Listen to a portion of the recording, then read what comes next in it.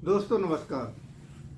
दोस्तों, आज बड़े लंबे समय के बाद हम आपके साथ रूबरू हो रहे हैं। कई अभिभावकों और छात्रों का बार बार हमें संदेश मिल रहा है कि शिक्षा ऋण पर आप एक वीडियो बनाएं। शिक्षा का महत्व जीवन में अधिक है और शिक्षा आज बहुत महंगी है। मध्यम वर्गीय परिवार या निम्न वर्गीय परिवार यदि उनके बच्चे पढ़ने में अच्छे हैं, हायर एजुकेशन लेना चाहते हैं या किसी प्रकार का आगे के लिए अपना कोई वो चुनना चाहते हैं एक सेटलमेंट के लिए, चाहे वो व्यवसायिक शिक्षा हो या एजुकेशनल शिक्षा हो, तो इस समय बिना बैंक लोन के उसे पा पाना बहुत मुश्किल है। इस पर मैं पहले आपसे 2 लाइन कहूँगा कि मुट्ठी में कुछ सपने लेकर भर कर जेबों में आशाएं, दिल में हैं अरमान यही कुछ कर जाएं, कुछ कर जाएं।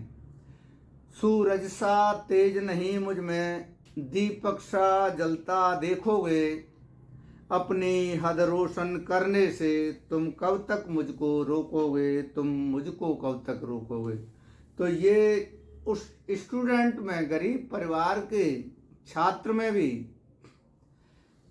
जब एक आशा होती है उड़ान भरने की, हौसला होता है, और पैसे के अभाव में यदि वो हौसला रुक जाता है, टूट जाता है, तो उसके जीवन में नीरसता आ जाती है, क्योंकि वो समझता है कि शिक्षा के बिना जीवन में अंधेरा है।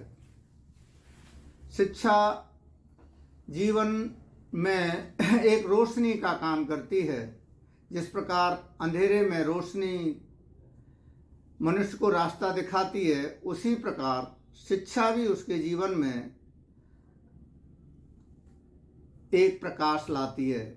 उसमें कहा भी गया है, मैं उसका हिंदी रूपांतर में ही कहूँगा कि विद्या विनय देती है, विनय से पात्रता आती है और पात्रता से धन प्राप्त होता है, धन से धर्म, और तब मनुष्य के जीवन का संचालन आगे होता है।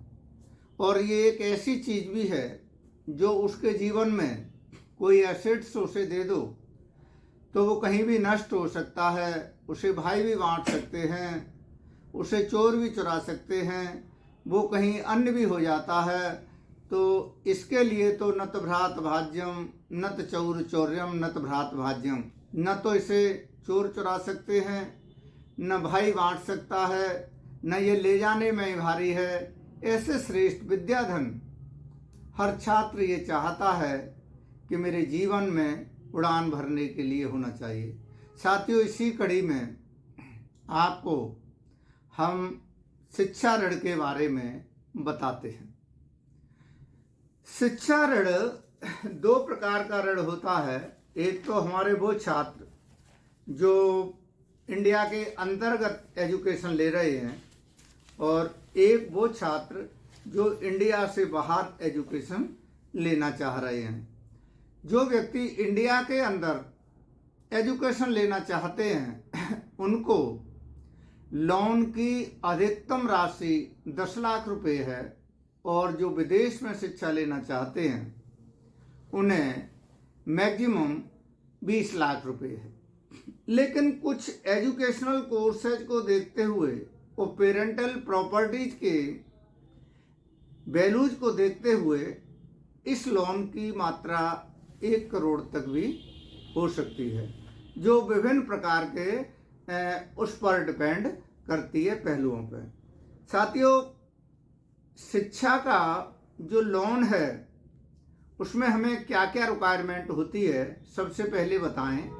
4 लाख तक का हमारा लोन है, उसमें किसी प्रकार की गारंटी की आवश्यकता नहीं होती है।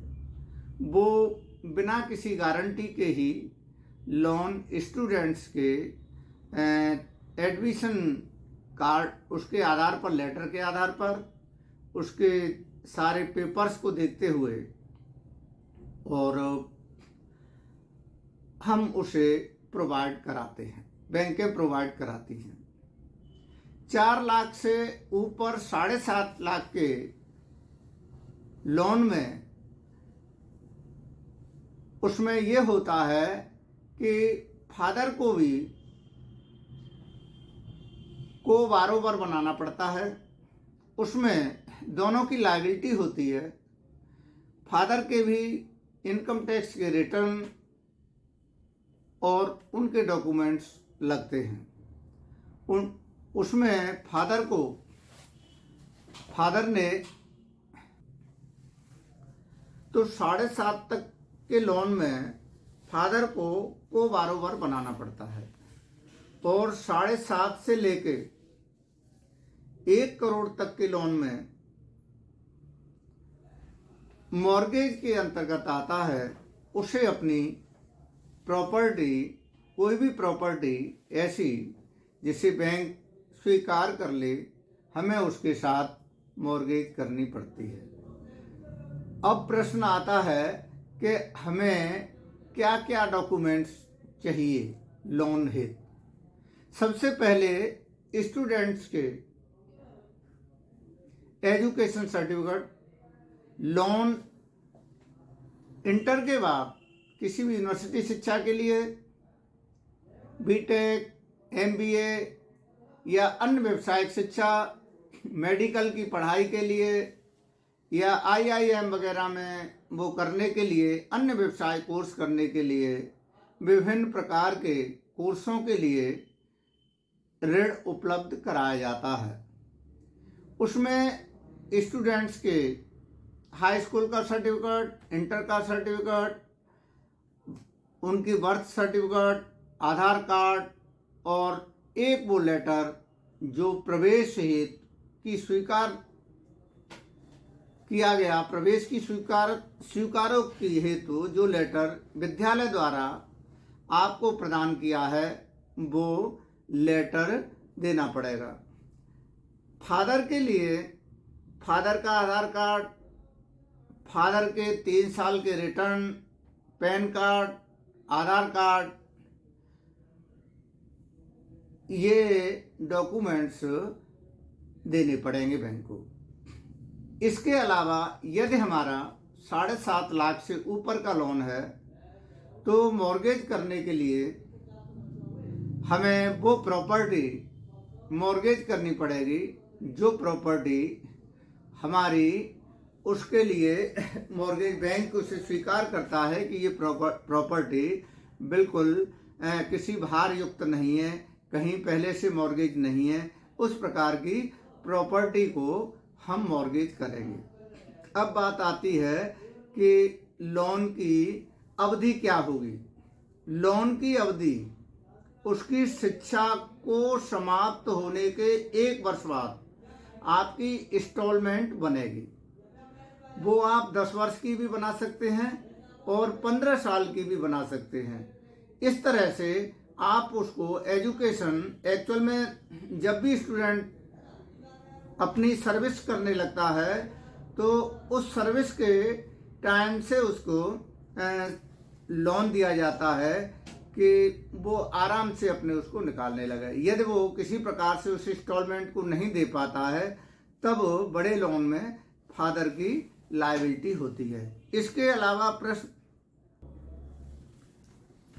जैसे कोई छात्र बीटेक में प्रवेश लेता है और बीटेक के वो कोर्स पूरा कर लेता है 3 ईयर या 4 ईयर्स का, तो 4 ईयर्स के कोर्स को पूरा करने के बाद उसे 1 साल का पीरियड और मिलता है सेटल्ड होने के लिए। फिर 1 साल के बाद में उसकी इंस्टॉलमेंट बनाई जाती हैं और वो उसकी अवधि के ऊपर निर्भर करता है कि वो 10 साल के लिए रखता है या 15 के लिए करता है। जैसे कोई बच्चा MBA कर रहा है तो MBA का कोर्स 2 वर्ष का है और 2 वर्ष के बाद में उसे 1 वर्ष और मिलेगा, और 1 वर्ष के बाद में उसे उसकी इंस्टॉलमेंट बना दी जाएंगी। जैसे डॉक्टरी का कोई MBBS का कोर्स कर रहा है तो उसके हिसाब से ये उसका इंस्टॉलमेंट का निर्धारण होगा। अब प्रश्न आता है कि ये पेमेंट उसे मिलेगा कैसे। ये पेमेंट विद्यालय को सेमेस्टर वाइज उसकी फीस के हिसाब से, जिसमें उसकी ट्यूशन फीस हो, उसके हॉस्टल का खर्चा हो, उसकी किताबें खरीदने का खर्चा हो, या अन्य खर्चा जो विद्यालय द्वारा उसको दिया जाता है, तो वो खर्चा उसको विद्यालय को ही सीधा चेक बैंक के द्वारा भेजा जाएगा। वो किसी तरह से स्टूडेंट के हाथ में या अभिभावक के हाथ में नगद पैसा नहीं दिया जाएगा, वो इंस्टॉलमेंट के द्वारा ही उसमें भेजा जाएगा। और अब बात आई कि हमें लोन में कितनी कितनी मार्जिन मनी देनी पड़ेगी। 4 लाख तक के लोन के लिए कोई मार्जिन मनी पे नहीं करनी है। फुल लोन 4 लाख का लोन है तो 4 लाख रुपए का ही फुल पेमेंट बैंक करेगी। यदि लोन 4 लाख से 7.5 लाख तक है तब उसे मार्जिन मनी पे करनी पड़ेगी। अलग अलग बैंकों का 5% से 10% तक का शेड्यूल है और वो बैंकों के हिसाब से उसे मार्जिन मनी पे करनी पड़ेगी। इसी तरह 7.5 लाख से 10 लाख तक की मार्जिन मनी का भी रेट डिफरेंट है, तो वो भी उसे उस हिसाब से मार्जिन मनी पे करनी पड़ेगी। उसके लिए बैंकों के हिसाब से ही उसकी मार्जिन मनी का सिस्टम है। अब आती है बात कि हम उस लोन के रेट ऑफ इंटरेस्ट क्या होगा। तो उसका रेट ऑफ इंटरेस्ट सारी बैंकों का अलग अलग है।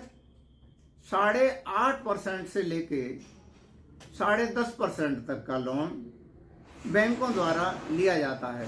साथियों, इसी बीच में एक बात कहना चाहूँगा कि हमारे देश का बड़ा दुर्भाग्य है कि KCC किसान को 4% पर, गाड़ी का लोन 7%, 6.5%, और मकान का लोन 6.5%, अन्य व्यावसायिक लोन भी 8% या उससे नीचे दिए जाते हैं। लेकिन एजुकेशन जो जीवन की आवश्यकता है उसके लोन की ऋण सबसे ज़्यादा है। उसकी लोन की ऋण पर्सनल लोन के बराबर है। इस पर हमारी जन प्रहरी ने 4 साल पहले काफ़ी लड़ाई लड़ी थी, लेकिन बहुत प्रयास करने के बावजूद भी हमें सफलता नहीं मिली थी। ये हमारे किसी तरह से इस देश का दुर्भाग्य है। साथियों, अब बात आती है कि हम उसके लिए अप्लाई कैसे करें। इसके लिए ऑनलाइन एक साइट है जिसको हम अपने वीडियो के साथ संलग्न कर देंगे, उसे आप देख सकते हैं। हो सकता है हम फॉर्म भर के भी उसमें फिलअप कर दें, तो आप उस फॉर्म को ऑनलाइन भरकर या किसी साइबर कैफे वाले पर जाकर उस फॉर्म को भर सकते हैं, और जो उसमें मांगे गए डॉक्यूमेंट्स हैं उन्हें लगा के आप ऑनलाइन ही, या तो आप उसमें से निकाल कर डॉक्यूमेंट्स को अपने पास वाली ब्रांच में सबमिट कर दें, या ऑनलाइन ही आप उसमें डाल दें कि नियरेस्ट ब्रांच पर मेरे लोन की प्रक्रिया पूरी की जाए। तो नियरेस्ट ब्रांच को वो ऑनलाइन एप्लीकेशन भेज दी जाएगी और बैंक से आपके पास इंफॉर्मेशन आएगी कि आपका शिक्षा ऋण का आवेदन हमारे यहाँ आया हुआ है, आप हमसे आकर संपर्क कर लें और अपने लोन संबंधी समस्त प्रक्रियाएं पूरी कर लें। तो इस तरह से साथियों, हम और भी यदि आपको कहीं कोई दिक्कत हो किसी प्रकार की, तो आप हमारे उसमें जाकर कमेंट बॉक्स में कमेंट लिखें और बताएं कि हमारी अमुक समस्या है, उस समस्या हेतु हम आपको इंगित करेंगे। साथियों, इसको सब्सक्राइब जरूर करें जिससे हम आपसे निरंतर जुड़े रहें और हमारा बनने वाला हर वीडियो आपके पास तक पहुंचे, जिससे जन जन को इसका लाभ मिल सके, उन लोगों को लाभ मिल सके जो लोग संकोचवश बैंक तक नहीं जा पाते हैं या कहीं क्वेरी नहीं कर पाते हैं, और ग्रामीण हमारे भाई इस वजह से रह जाते हैं कि उन्हें इस लोन लेने में दिक्कत होती है, इसलिए उसके कैरियर को वो वहाँ पर रोक देते हैं। तो साथियों, हमारा उद्देश्य जन जन तक शिक्षा का प्रचार और प्रसार करना है और इसके उद्देश्य से ही बनाया गया है। साथियों, धन्यवाद। मैं एक बार फिर कहूँगा कि आप कमेंट बॉक्स में जाकर कमेंट जरूर करें और एक बार हमारे चैनल को सब्सक्राइब अवश्य करें, जिससे आम आदमी तक ये वीडियो पहुंच सकें, बनने वाले सभी वीडियो। धन्यवाद साथियों।